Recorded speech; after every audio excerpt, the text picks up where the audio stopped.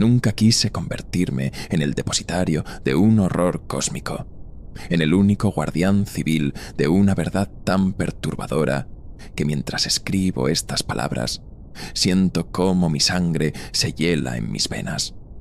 Mi nombre es Lyrien Álvarez y, hasta hace 3 semanas, mi vida no era más que la de una mujer común, esposa del doctor Marcus Álvarez, subdirector de Comunicaciones Espaciales Profundas en el Laboratorio de Propulsión a Chorro de la NASA. Viví durante años en la comodidad de la ignorancia, esa que aún disfruta la mayoría de la humanidad. La tranquilidad de creer que comprendemos nuestro lugar en el universo, la certeza de que estamos solos o de que cualquier inteligencia que pudiera existir se encuentra demasiado lejos como para que importe.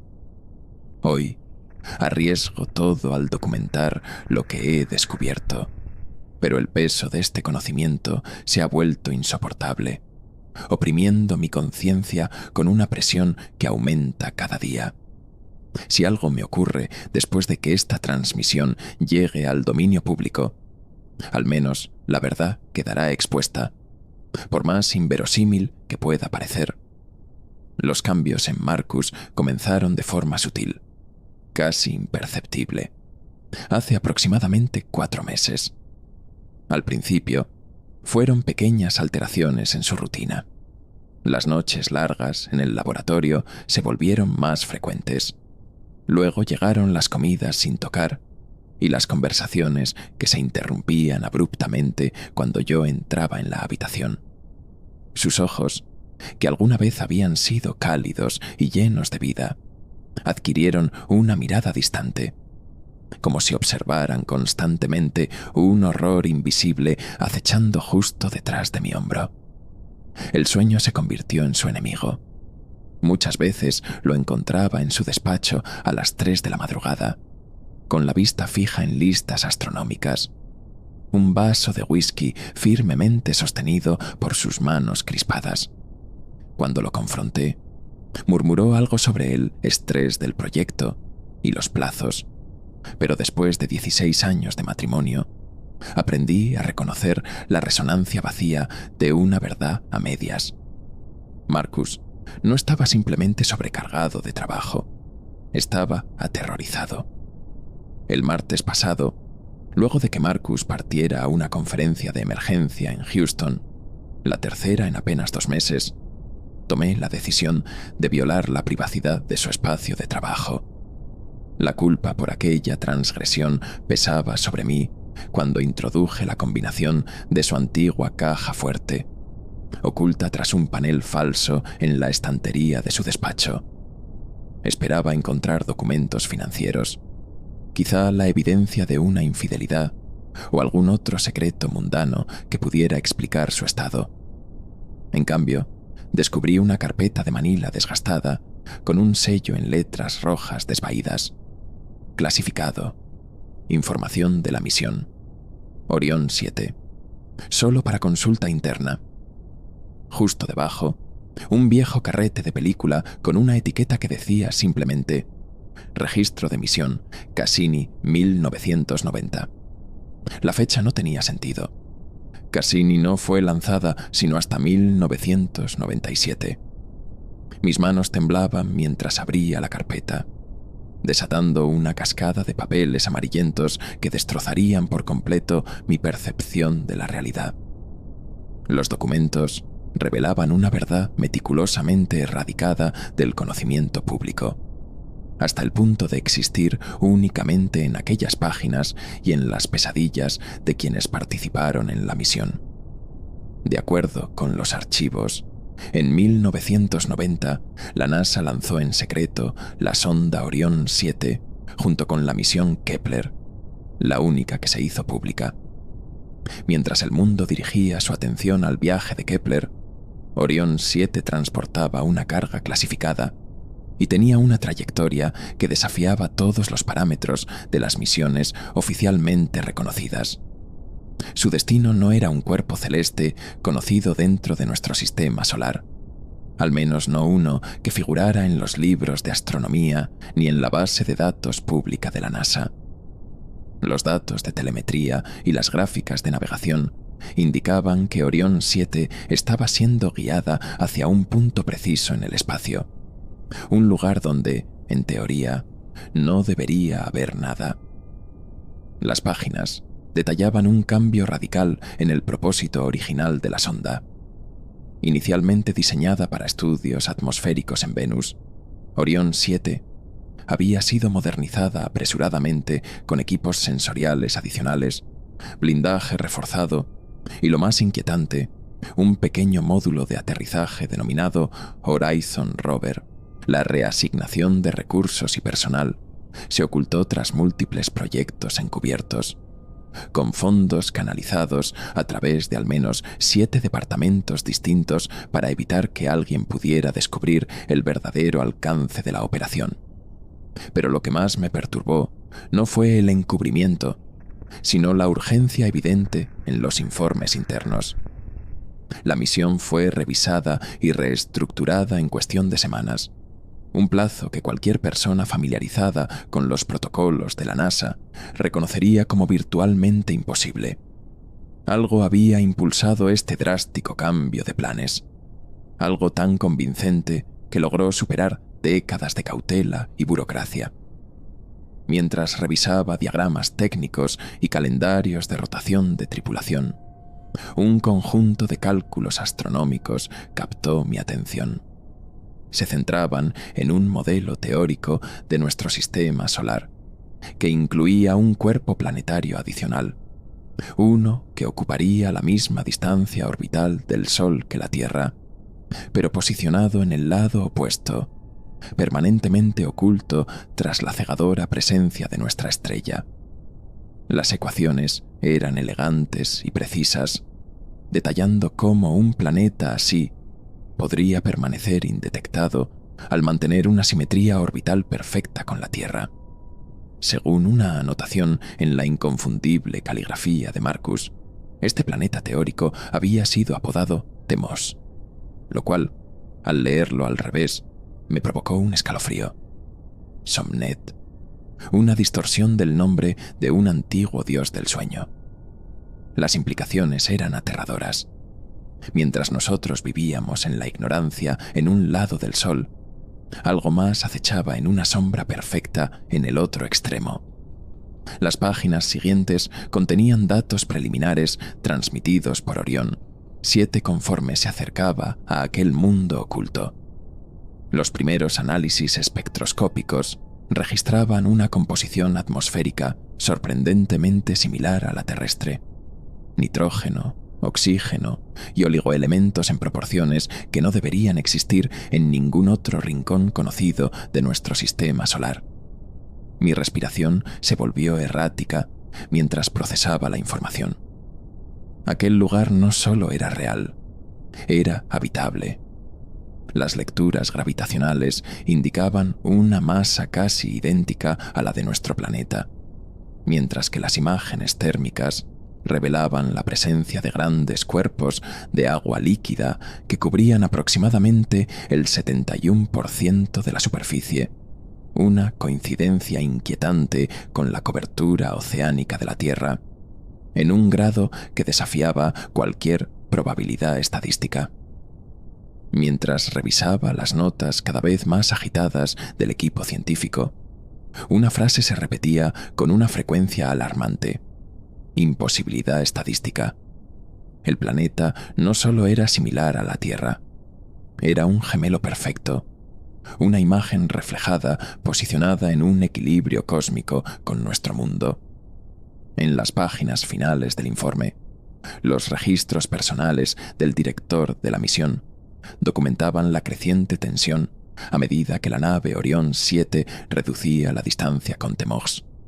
La euforia inicial de haber encontrado un posible segundo hogar para la humanidad había dado paso a un temor progresivo a medida que se recibían más datos.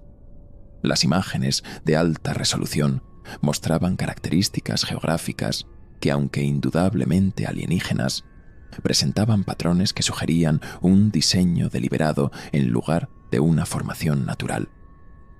Vastas extensiones de lo que parecía ser vegetación estaban dispuestas en configuraciones geométricas que no guardaban relación con ningún patrón evolutivo conocido en la biología terrestre. Sin embargo, lo más inquietante eran las enormes fisuras visibles incluso desde la órbita. Fracturas colosales que recorrían miles de kilómetros a través de la superficie del planeta, como si todo el mundo se estuviera resquebrajando desde su interior. La última entrada del informe, fechada el 14 de diciembre de 1990, contenía solo 3 líneas. Se inició la secuencia de aterrizaje. Que Dios nos perdone por nuestra curiosidad. Sea lo que sea que nos espere, temo que ha estado aguardándonos. Con las manos temblorosas, aparté el último registro de la misión y dirigí mi atención al carrete de película. La oficina de mi esposo aún conservaba un viejo proyector, una reliquia de los días de su padre como profesor de astronomía, y me encontré cargando el rollo con una precisión metódica que contrastaba con el caos de mis pensamientos. La grabación comenzó en una sala de conferencias estéril, llena de figuras cuyas caras reconocí de conferencias de prensa de la NASA y revistas científicas. Sin embargo, sus expresiones eran desconocidas para mí. Una mezcla de emoción apenas contenida y algo más. Una sensación de reverencia que parecía trascender lo puramente científico. La marca de tiempo en la esquina del cuadro indicaba las 8:42, 17 de junio de 1990. Un hombre a quien reconocí como el exdirector Collins se encontraba en un podio, su voz ligeramente distorsionada por la calidad envejecida del audio. Damas y caballeros, lo que estoy a punto de compartir con ustedes representa quizás el descubrimiento más significativo en la historia de la humanidad. Hace 3 semanas, nuestras estaciones de monitoreo espacial profundo detectaron una fluctuación gravitacional anómala, consistente con la presencia de un cuerpo planetario aproximadamente a una unidad astronómica del Sol. La cámara recorrió los rostros de los presentes, congelados en un silencio atónito, mientras Collins continuaba. Los modelos matemáticos confirman lo que debería ser imposible. La Tierra tiene un gemelo, ubicado en una simetría orbital perfecta al otro lado del Sol. Las imágenes siguientes mostraban una serie de reuniones técnicas, en las que científicos que no reconocí explicaban las propiedades de este mundo oculto. Lo llamaron Temos, en honor al dios romano del sueño, pues había permanecido invisible a nuestra detección durante incontables milenios, oculto en la cegadora luz del Sol. El descubrimiento del planeta había sido completamente accidental, resultado de un estudio gravitacional diseñado para analizar perturbaciones solares que afectaban a Venus. La probabilidad de que un cuerpo planetario mantenga una simetría orbital perfecta con la Tierra durante miles de millones de años es, efectivamente, nula, declaró un físico cuya insignia lo identificaba como el Dr. Kozlowski. Sin embargo, ahí está. Y el análisis espectrográfico preliminar. Hizo una pausa, quitándose las gafas para frotarse los ojos, como si dudara de su propia visión. La composición atmosférica coincide con la de la Tierra dentro de un margen de error del 2%. En los segmentos posteriores, un grupo de ingenieros trabajaba con urgencia sobre planos y esquemas, modificando apresuradamente lo que identificaron como la nave Orión 7. Estamos reutilizando la cápsula de descenso de la misión a Venus, modificando su estructura para adaptarla a este aterrizaje, explicó una mujer con bata de laboratorio y expresión agotada. Los escudos térmicos deberían ser más que suficientes para la entrada atmosférica, y hemos reforzado los soportes de aterrizaje para condiciones de terreno desconocidas. La intensidad del trabajo era palpable a través de las imágenes granuladas.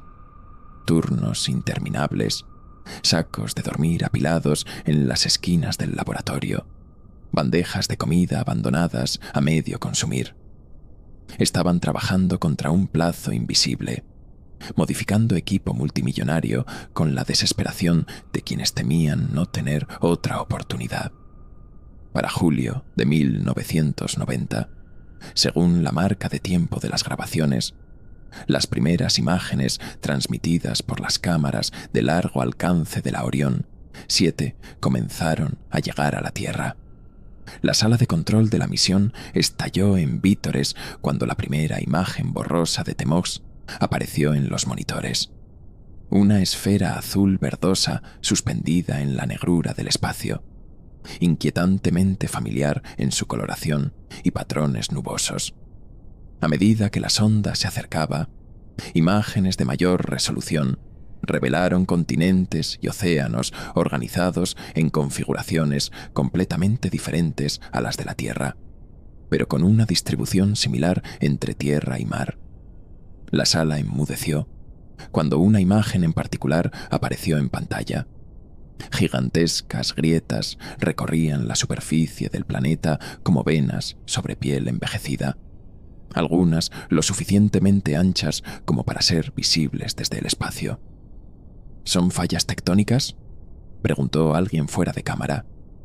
Ninguna línea de falla natural mantiene ese nivel de precisión geométrica, fue la inquietante respuesta. La cámara enfocó entonces un monitor que mostraba un escaneo topográfico del planeta. Uno de los científicos señaló formaciones irregulares dispersas por las masas terrestres. Lo que en un principio parecía un paraíso inexplorado se transformaba en un enigma aterrador. Algo en Temos desafiaba todo lo que creíamos posible.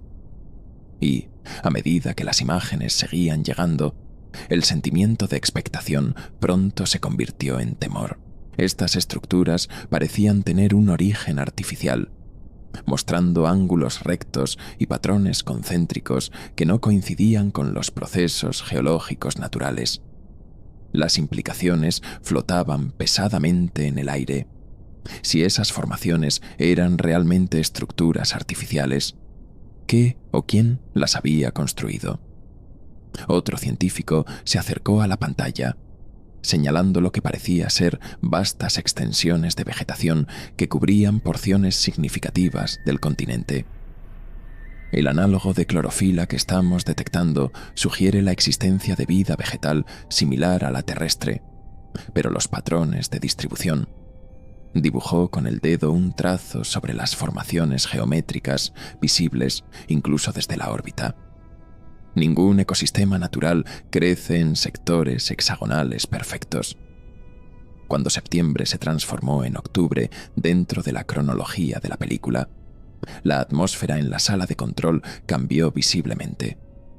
La emoción inicial había dado paso a un silencio tenso, casi reverente, cuando el Orion 7 entró en órbita alrededor de Temó. Las imágenes de alta definición revelaban un mundo de belleza sobrecogedora y de una inquietante extrañeza. Mares de un turquesa profundo en lugar de los conocidos océanos azules de la Tierra. Bosques cuyos trazos formaban patrones demasiado regulares para ser producto de la evolución natural, y montañas que parecían enroscarse en espirales que desafiaban cualquier principio geológico conocido. Lo más desconcertante eran las grietas, ahora claramente visibles, enormes fisuras que se extendían a lo largo de miles de kilómetros a través de los continentes e incluso bajo los océanos, emitiendo una misteriosa luminiscencia biológica que latía en ritmos sincronizados. Un científico susurró lo que todos debían de estar pensando. Parece estar vivo. Todo el maldito planeta parece estar vivo. Noviembre marcó el momento de la verdad, la decisión de aterrizar. Las imágenes mostraban un intenso debate entre los controladores de la misión y los administradores de la NASA. Estamos hablando de hacer el primer contacto con un mundo potencialmente habitado, utilizando una sonda que no fue diseñada para este propósito, argumentó un hombre cuya insignia lo identificaba como el Dr. Harmon. Deberíamos esperar una misión debidamente equipada. El director Collins lo silenció con un ademán tajante. La alineación planetaria que nos permite comunicarnos directamente con Temo cambiará en 18 meses. Si esperamos, perderemos nuestra oportunidad. Lo que no se dijo en voz alta, pero era evidente en su expresión, era el temor de que cualquier civilización en Temo no permaneciera pasiva si se le daba más tiempo para prepararse. Cuando finalmente se llevó a cabo la votación, fue unánime, a pesar de la disidencia inicial. El Orion 7 descendería a la superficie a principios de diciembre. La siguiente parte de la película mostraba el meticuloso proceso de cálculo para la entrada atmosférica, la selección de un sitio de aterrizaje en lo que parecía ser una meseta relativamente estable, cerca de una de las formaciones boscosas geométricas, y las últimas verificaciones de los sistemas del Horizon Rover, que exploraría la zona inmediata al punto de aterrizaje. A lo largo de estos procedimientos técnicos, se podía percibir una corriente subyacente casi religiosa en la conducta de los controladores de la misión, con gestos inconscientes de superstición, como dedos cruzados y pequeños amuletos de la suerte sobre las consolas. Eran científicos e ingenieros, personas dedicadas a la razón y la evidencia empírica, y sin embargo, en ese momento se comportaban como participantes en un ritual ancestral, preparándose para enfrentar algo que trascendía su comprensión. Las últimas informaciones previas al aterrizaje culminaron con un instante de silencio, no solicitado de manera formal, pero que todos parecían necesitar. El clímax de la película llegó con el descenso del Orion 7 a través de la atmósfera de Temo el 12 de diciembre de 1990. La sala de control quedó en absoluto silencio, excepto por la voz serena del director de vuelo que iba anunciando los marcadores de altitud. A través de las cámaras de la sonda, se pudo ver cómo las nubes se apartaban, revelando un paisaje a la vez familiar y profundamente extraño. Colinas cubiertas de vegetación que se asemejaban a las coníferas de la Tierra, pero con tonalidades de un púrpura profundo en lugar de verde, cuyas ramas se mecían en perfecta sincronía, a pesar de las variaciones en la dirección del viento. El aterrizaje fue impecable. La sonda se posó en una extensión relativamente plana, rodeada de aquellos árboles alienígenas que se balanceaban con un ritmo hipnótico. Durante varios minutos, nadie en la sala de control se atrevió a hablar mientras las primeras imágenes de la superficie de Temo eran transmitidas a la Tierra. Los sensores atmosféricos confirmaron lo que ya se sospechaba. El aire era respirable. La composición era asombrosamente similar a la de la Tierra. 77% de nitrógeno, 21% de oxígeno, y los gases traza casi idénticos. Temperatura, 22 grados Celsius. Gravedad, 0.98 veces la terrestre. Era, en todos los aspectos prácticos, un mundo en el que los humanos podrían caminar sin protección.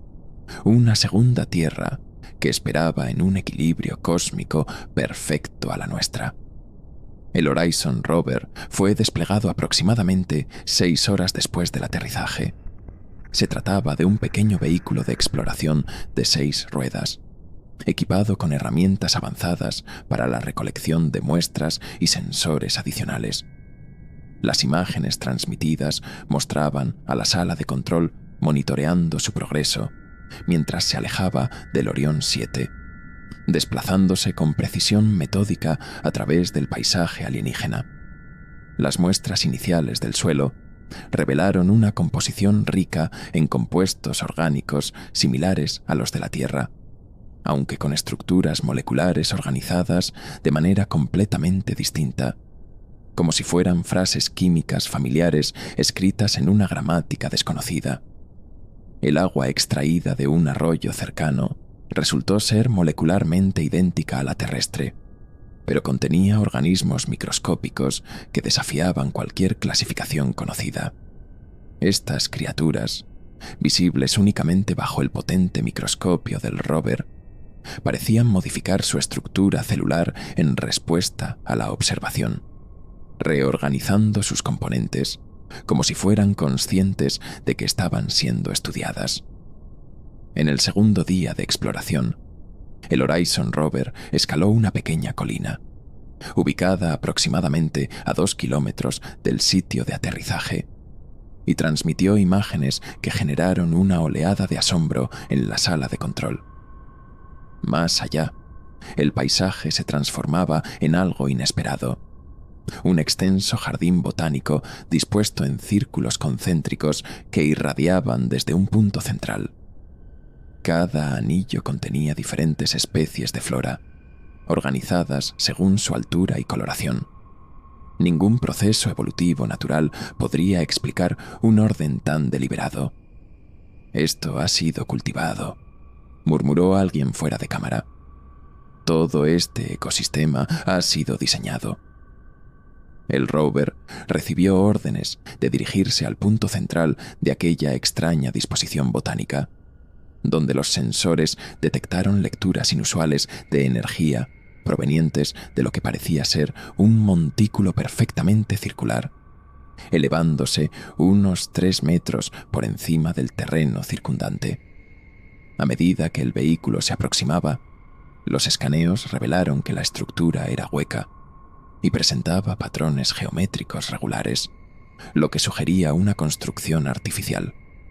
Tras una búsqueda exhaustiva, se localizó una entrada en la cara oriental, una abertura triangular de aproximadamente 1 metro de lado, desde la cual emergía un tenue resplandor azul.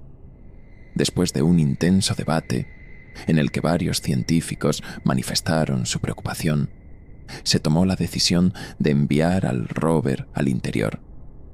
Las imágenes de la cámara mostraron un pasaje de paredes lisas que descendía en espiral, iluminado únicamente por la tenue luminiscencia azul de los muros, cubiertos por lo que parecían ser patrones de circuitos que pulsaban con una intensidad creciente a medida que el vehículo se adentraba en la estructura.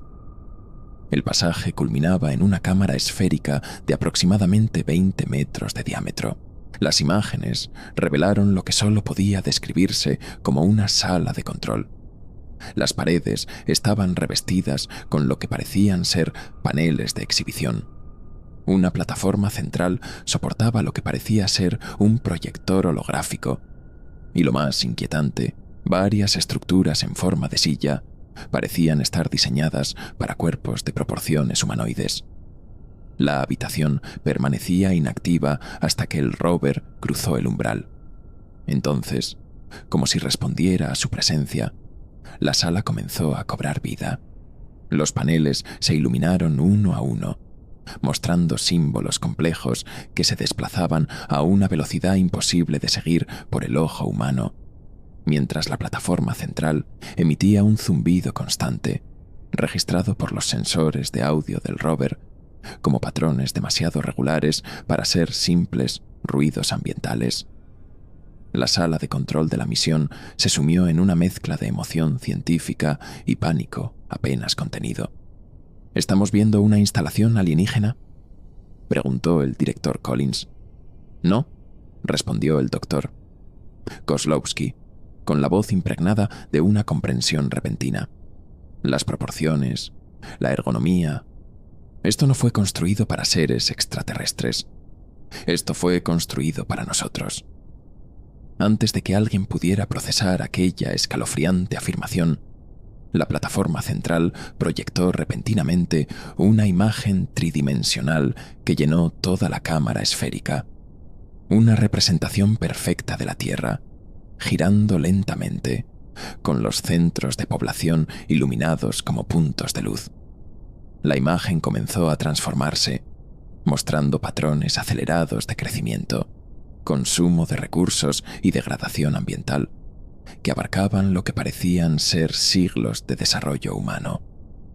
Luego, la proyección cambió nuevamente, revelando un planeta desgarrado por conflictos, colapsos ecológicos y migraciones masivas. Las ciudades ardían mientras los océanos engullían las regiones costeras. La simulación prosiguió implacable, mostrando los intentos desesperados de la humanidad por escapar de su mundo moribundo. La construcción de enormes naves diseñadas para viajes interplanetarios. Pero lo más perturbador fue la escena final. Aquellas naves se aproximaban a un planeta idéntico al que el rover estaba explorando. La misión observó en absoluto silencio, mientras la simulación mostraba a los colonos humanos estableciendo asentamientos, solo para ser confrontados por criaturas colosales que emergían desde las profundidades del planeta. Entidades tan vastas y aterradoras que algunos técnicos en la sala de control retrocedieron visiblemente de sus monitores. El holograma se estabilizó en una última imagen, un símbolo que se asemejaba a una doble hélice invertida rodeada de círculos concéntricos. Debajo apareció un texto en múltiples sistemas de escritura, incluyendo guiones humanos de diversas épocas históricas. La versión en inglés, que se materializó al final, contenía un mensaje que dejó a varios científicos lívidos. Los creamos. Nos pertenecen. Pronto reclamaremos nuestra creación. El caos estalló en la sala de control, mientras los miembros del equipo debatían febrilmente el significado del mensaje, si representaba una amenaza y cómo debían proceder con la misión. El director Collins ordenó un análisis espectral completo e inmediato de la cámara, exigiendo que cada fragmento de datos fuera registrado antes de tomar cualquier decisión sobre la retirada del rover. Sin embargo, antes de que estas órdenes pudieran ejecutarse por completo, los sensores del rover detectaron actividad sísmica justo debajo de la cámara. Lo que parecía un suelo sólido comenzó a resquebrajarse, revelando una oscuridad aún más profunda bajo la superficie. Los sistemas de estabilización del vehículo lucharon por mantener el equilibrio mientras toda la estructura comenzaba a inclinarse. A través de la imagen cada vez más inestable transmitida por la cámara, la sala de control fue testigo de cómo algo emergía de la abertura. Aquella presencia era colosal y reluciente, su superficie cubierta por una multitud de pequeños órganos similares a ojos, que parpadeaban y giraban de manera independiente. Cada uno de estos órganos emitía un resplandor pálido que, cuando fue captado por los sensores especializados del rover, contenía imágenes integradas, rostros humanos distorsionados por el terror, ciudades en llamas, inundaciones devastadoras y escenas de destrucción catastrófica en lo que parecían ser distintas líneas temporales del futuro de la Tierra. El creciente desconcierto en la sala de control era evidente mientras la criatura seguía emergiendo desde las profundidades. Su tamaño era cada vez más difícil de determinar debido a la perspectiva limitada del rover, pero parecía inmensamente mayor que cualquier organismo terrestre conocido. Su superficie no estaba compuesta por carne en el sentido convencional, sino por una matriz en constante cambio, una fusión perfecta entre componentes tecnológicos y tejido biológico, tan integrados que la distinción entre máquina y organismo se volvía irrelevante. Los órganos en forma de ojo que cubrían su estructura se contaban por miles, cada uno con autonomía para enfocarse en diferentes puntos. Algunos se fijaban en el rover, mientras que otros parecían dirigir su mirada hacia los límites del espacio, reflejando escenas de la Tierra en distintos períodos históricos. Civilizaciones en apogeo, ciudades medievales, metrópolis modernas, todas vistas a través de una perspectiva ajena e incomprensible. El audio de la sala de control Registró los intentos desesperados del equipo científico por comprender lo que estaban presenciando. Es algún tipo de entidad biomecánica, teorizó un investigador con voz temblorosa. La integración de componentes orgánicos y sintéticos sugiere una tecnología que supera la nuestra por miles, quizá millones de años. Nos ha estado observando. Durante toda nuestra historia, nos ha estado mirando. El director Collins exigió saber si la criatura mostraba signos de hostilidad. Una pregunta que obtuvo respuesta momentos después, cuando la entidad extendió lo que solo podía describirse como una extremidad. Sin embargo, no se asemejaba a nada conocido, sino a un filamento de metal líquido que se solidificaba con cada movimiento, dirigiéndose directamente hacia el rover. La telemetría del Horizon Rover indicó, de repente, que el vehículo estaba en movimiento, a pesar de que sus motores permanecían inactivos. La entidad, de alguna manera, había tomado el control del aparato, elevándolo sin contacto físico a través de lo que el equipo científico, entre conjeturas frenéticas, teorizó que podría ser una forma avanzada de manipulación electromagnética. La transmisión de la cámara mostró cómo la perspectiva se alejaba cuando el rover fue arrastrado hacia la superficie del planeta, elevándose a través del pasadizo espiral. Pero en lugar de ser devuelto a su punto de aterrizaje, el vehículo fue transportado hacia una de las gigantescas grietas visibles desde la órbita. Los científicos observaron impotentes cómo la sonda multimillonaria quedaba suspendida sobre un abismo que descendía profundamente en la corteza del planeta, resplandeciendo con los mismos patrones bioluminiscentes que habían sido detectados en la estructura de la cámara. Mientras el rover flotaba sobre aquel precipicio insondable, sus cámaras capturaron una visión que desafió toda lógica. Las grietas de la superficie no eran formaciones geológicas aleatorias, sino parte de un circuito a escala planetaria, una vasta red que latía con una intensidad creciente, sincronizada con la criatura que emergía desde las profundidades. Más entidades como aquella comenzaron a surgir de las fisuras en todo el paisaje, cada una con una configuración única, pero todas compartiendo la misma integración de elementos biológicos y tecnológicos, así como la misma multitud de ojos vigilantes. No es solo una entidad, susurró un científico con la voz quebrada. Todo el planeta es un organismo, una máquina viviente. Las implicaciones eran demasiado vastas para ser procesadas de inmediato. Aquel lugar no estaba simplemente habitado.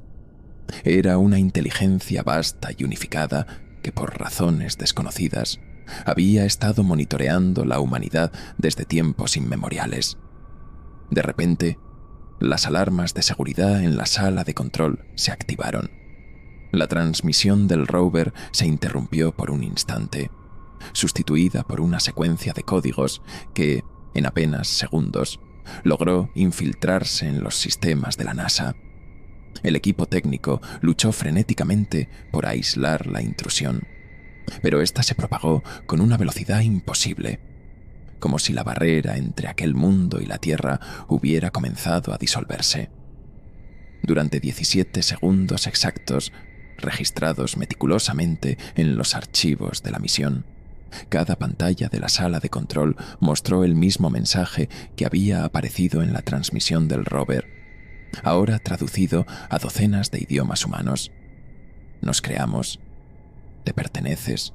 Pronto, muy pronto, recuperaremos lo que nos corresponde. Y, tan repentinamente como había comenzado, la transmisión cesó. La cámara del Horizon Rover mostró cómo era depositado de nuevo sobre la superficie con una sorprendente delicadeza, colocado junto al módulo de aterrizaje de Orión 7. Durante varios minutos no ocurrió nada más. La humanidad había sido observada y, esta vez, había sido reconocida. Los científicos en el centro de control de la misión debatían frenéticamente si debían intentar retirar ambas naves o continuar observando. Entonces, sin previo aviso, el suelo alrededor del sitio de aterrizaje comenzó a temblar y desplazarse. A través de las cámaras de Orión 7, observaron cómo el bosque alienígena que rodeaba la zona de descenso no solo se agitaba como antes, sino que, en un espectáculo que desafiaba la lógica, los colosales organismos similares a árboles comenzaron a desarraigarse y a moverse, desplazándose sobre raíces que parecían funcionar como tentáculos. En cuestión de instantes, formaron un círculo perfecto alrededor de la tecnología humana, sus movimientos perfectamente sincronizados, como si respondieran a una coreografía preestablecida con precisión militar. Más allá de este anillo de vegetación en movimiento, emergió una presencia aún más imponente. La criatura captada en la grabación anterior, ahora completamente expuesta y alzándose con una altura cercana a los 50 metros sobre el paisaje.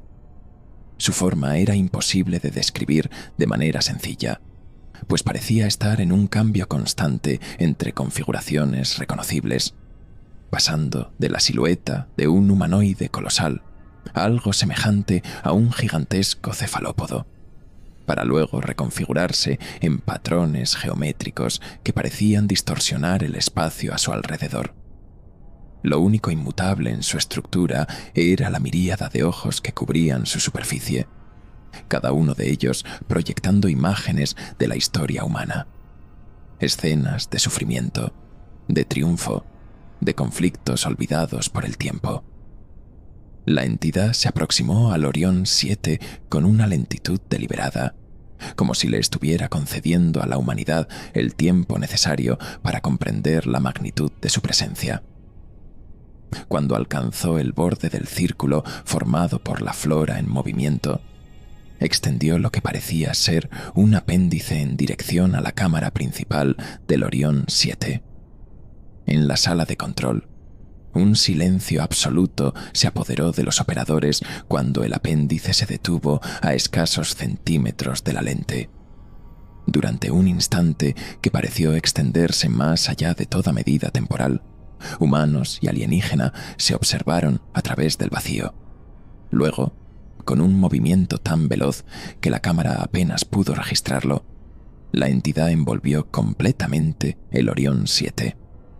La transmisión de video se disolvió en estática y posteriormente en una negrura total. Los únicos sonidos registrados en la grabación fueron los gritos desesperados del equipo de la misión y la proclamación aterrada del director Collins. Sabe que estamos observando, sabe dónde estamos. El segmento final de la grabación cambió abruptamente a imágenes fechadas el 24 de diciembre de 1990, 2 días después de la pérdida de contacto con Orión 7. La escena mostraba un laboratorio de alta seguridad en las instalaciones de la NASA, donde un grupo de científicos y personal militar, visiblemente exhaustos, rodeaban un objeto colocado sobre una mesa de análisis. Con creciente horror, comprendí lo que estaba viendo. El módulo de aterrizaje de Orión 7, de alguna manera, había regresado a la Tierra. La nave, que se había perdido en un planeta a 150 millones de kilómetros de distancia, ahora reposaba en un laboratorio de la NASA, su exterior intacto, salvo por una serie de intrincados patrones grabados en su superficie, los mismos diseños que habían cubierto las paredes de la cámara alienígena. Un técnico, protegido con un traje de seguridad, abrió con cautela el compartimento de almacenamiento de muestras del módulo, extrayendo un pequeño objeto cristalino que irradiaba la misma luminiscencia biológica observada en las fisuras del planeta Temos. El director Collins se acercó con cautela, su rostro demacrado por lo que parecían ser semanas de insomnio. ¿Cuándo apareció?, preguntó a un oficial militar cercano. «A las 3 horas», respondió el hombre. La seguridad lo encontró en el centro del área de pruebas. No se activaron alarmas. No hubo lecturas de energía anómalas, ni signos de entrada. Simplemente estaba ahí. Collins miró la nave con un miedo irreprimible en sus ojos. ¿Y el mensaje? El oficial le entregó una tableta que mostraba una sola línea de texto, aparentemente transmitida simultáneamente a cada computadora en las instalaciones en el mismo instante en que apareció la nave. Somos pacientes, pero estamos llegando. La película terminó abruptamente. Permanecí mirando la pared en blanco de la oficina de mi esposo. La luz del proyector proyectando una sombra alargada a través de la habitación, como una acusación muda. En las 3 semanas desde mi descubrimiento, había buscado desesperadamente cualquier información adicional sobre la misión Orión 7 o el planeta Temos. Sin embargo, cada base de datos oficial negaba la existencia de la misión. Los nombres de los científicos visibles en la película no arrojaban resultados más allá de sus primeras publicaciones académicas. El director Collins, según los registros, se había retirado repentinamente a principios de 1991 por problemas de salud y falleció de un infarto 3 meses después. Lo más perturbador de todo era el comportamiento cada vez más errático de mi esposo, que ahora cobraba un sentido aterrador. Marcus no había sido asignado a la misión original de Orión 7, pero como subdirector de comunicaciones de exploración espacial, tenía acceso a todos los archivos históricos de la misión. Solo puedo suponer que descubrió estos registros recientemente, quizá como parte de una digitalización rutinaria de archivos antiguos. Anoche, finalmente lo enfrenté cuando regresó de Houston. No revelé lo que había encontrado. Solo le pregunté sobre Temos. La transformación en su rostro fue inmediata y escalofriante. El color desapareció por completo, y por un instante parecía un hombre condenado a su propia ejecución. ¿Dónde escuchaste ese nombre?, susurró. Antes de que pudiera responder, su teléfono institucional emitió una alerta. Revisó el mensaje, y su expresión cambió de terror a resignación. Están rastreando accesos no autorizados a los archivos, dijo con tono seco. Saben que alguien ha estado investigando Orión 7. Me sujetó por los hombros con desesperación. Escúchame atentamente. Tengo que ir. Debo convencerlos de que fui solo yo, revisando algunos documentos antiguos por cuenta propia. No pueden saber que tú también lo has visto. Si creen que alguien más lo sabe... Dejó la frase inconclusa, pero el significado era evidente. Marcus se marchó del JPL hace 3 horas. Antes de irse, me abrazó con una desesperación que nunca antes había sentido en él y susurró: pase lo que pase, no mires al sol. Cuando llegue el momento, no mires al sol. No sé a qué se refería, pero no pienso arriesgarme. He recopilado toda la información que he descubierto en este documento, el cual se cargará automáticamente en 17 servidores seguros diferentes si no introduzco un código de cancelación cada 24 horas. No sé si Marcus regresará a casa o qué versión de él podría volver si lo hace. Tampoco sé quién más podría estar vigilando nuestra casa, ni cuánto tiempo pasará antes de que vengan por mí también. Lo único que sé con certeza es que algo antiguo y aterrador espera al otro lado de nuestro sol, algo que afirma habernos creado, algo que cree que nos pertenece y algo que ha anunciado su intención de reclamar lo que considera su propiedad. Para quien esté leyendo esto, no sé si hay algo que podamos hacer para prepararnos, o si la preparación es siquiera posible contra una inteligencia tan vasta que puede utilizar un planeta entero como su cuerpo. No sé cuándo vendrán, pero la evidencia sugiere que nos han estado observando durante toda nuestra historia. contemplando pacientemente su creación desde las sombras. Tal vez lo único que puedo ofrecer es esta advertencia. No estamos solos en nuestro sistema solar. No somos los dueños de nuestro destino. Y lo que acecha en Temox tiene planes para la humanidad que han sido concebidos durante milenios. Miren la sombra del sol. Ahí es donde esperan.